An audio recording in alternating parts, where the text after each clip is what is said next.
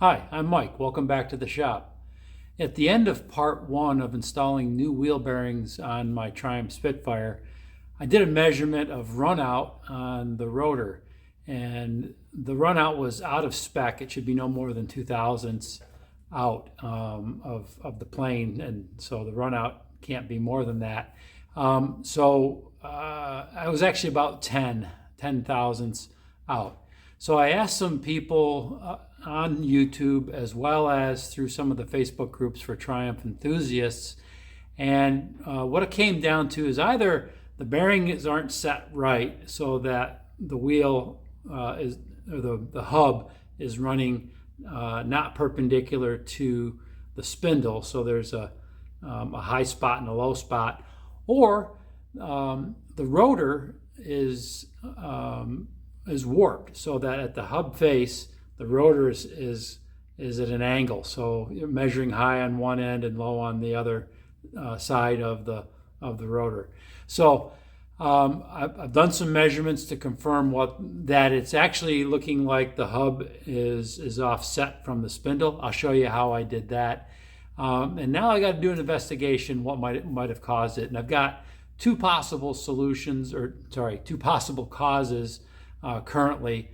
One person suggested that the seal for the oil seal on the back, which fits up against the upright, that may have not set flat, and as it's spinning consistently so that the rotor hub assembly is not running perpendicular to the spindle, so it's consistently off.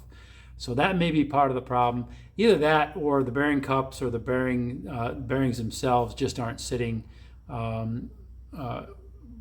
correctly inside of the bearing cup. So I'm going to take it apart. I'll show you how I measure it. Then I'll take it apart, do some investigation, and try to work with the seal, the oil seal, and put it back together, see if that did it. And if that doesn't do it, then I'll punt again and come back with part 3. Talk to you later.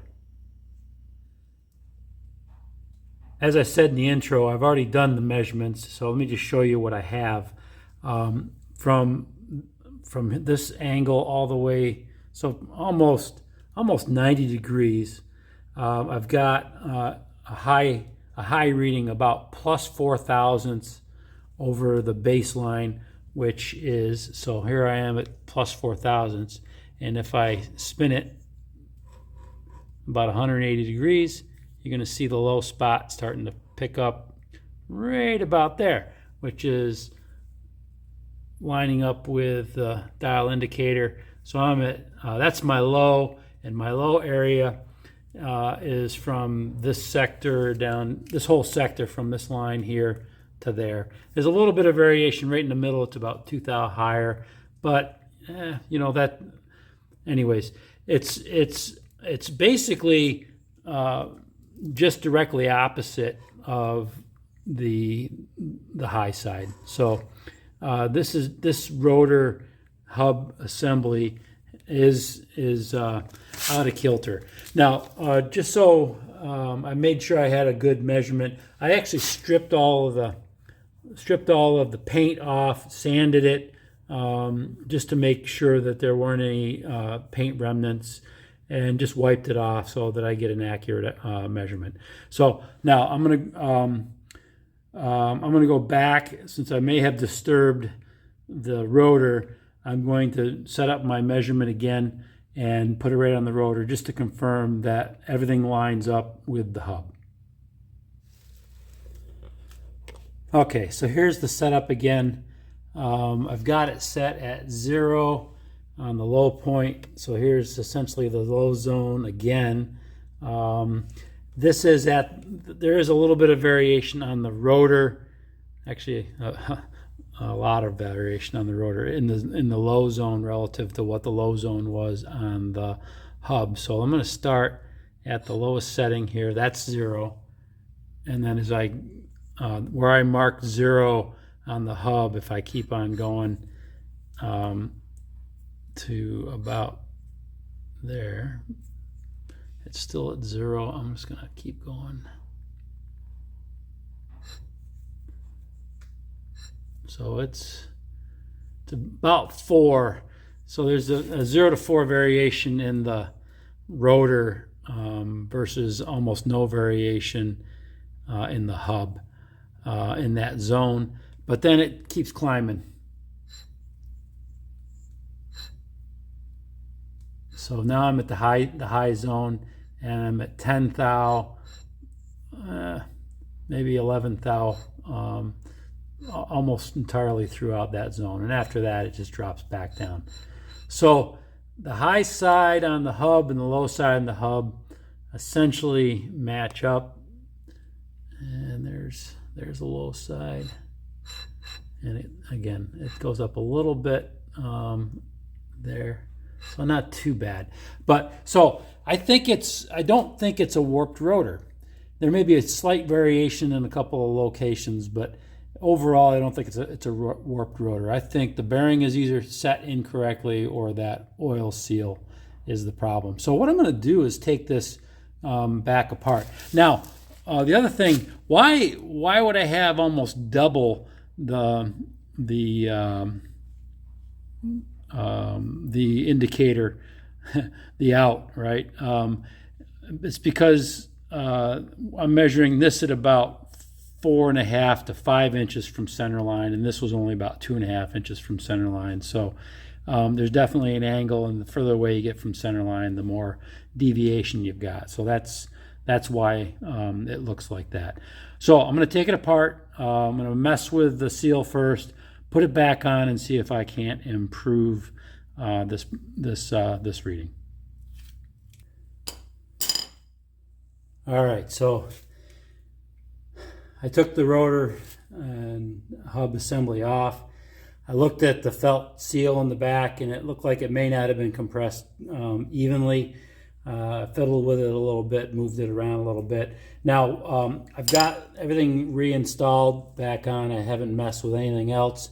And what I'm going to do this little bit, what I've done is I put the hub and the rotor assembly on and tightened it while I was spinning the rotor. So just run it, and then, okay, now it's not spinning freely, and then I'm going to back it off. So that is not hand tight. I need to back it off a little bit more than that. So finger tight, I'm going to do finger tight. So that's it, and now I'm going to back off a 1 castle, and then I'll reinstall the cotter pin, and then I'm going to take my measurement again to see if I've improved the situation. Okay, so I took the rotor hub assembly off, played around with a couple different, basically taking it on, taking it off, tightening it up. I found that it probably was caused by the new oil seal. It's just too thick. I took the old oil seal, put that on, and then as I assembled the rotor hub assembly again, I spun it as I was tightening it. And here's the result I've got now. So let me just spin this. I've got it set at the low at 0 here. So, and that scraping you're hearing is not the bearing, it's the dial indicator. I've got it down to 3 thou. I'm going to call that good. Wasn't rotor warpage. It was basically the too thick of an oil seal in the back, probably causing some misalignment, and that's pretty much it. That, and maybe I didn't properly tighten the bearing as by spinning the wheel as I was tightening. So I think I've got this one solved, and I'm going to call it good. So I want to thank the folks that reached out and provided some input to the process. I really appreciate it. Hopefully this is the long-term fix, and I won't see the bounce come back. If it does, then I'll investigate it again and see if there's another cause. But in the meantime, I'm going to put this back together. I'm going to get it back on the road. And again, thank you very much for all of your input.